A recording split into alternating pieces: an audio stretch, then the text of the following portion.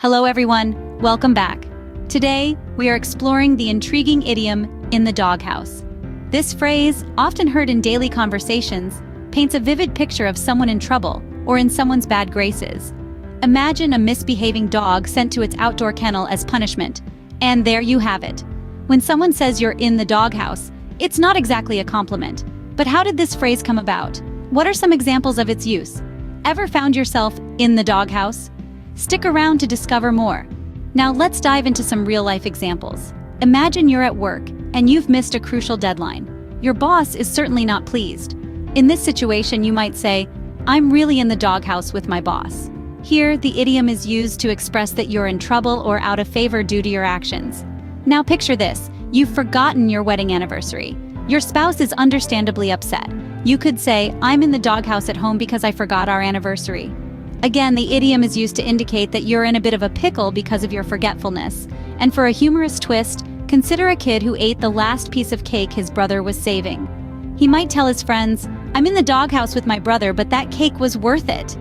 The idiom adds a lighthearted touch to the story, conveying that he's in trouble, but he doesn't regret his delicious decision.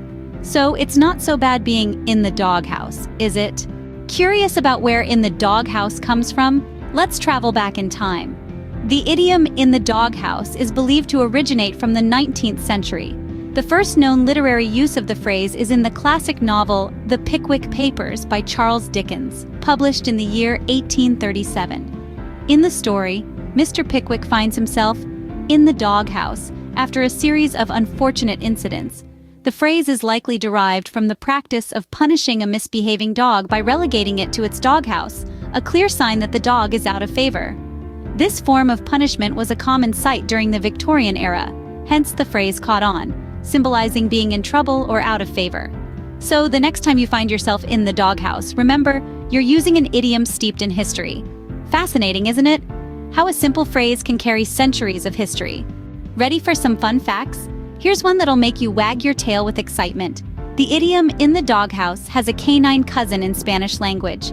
The Spanish idiom "estar de malas pulgas" literally translates to be of bad fleas. It's used when someone is in a bad mood, similar to being in the doghouse.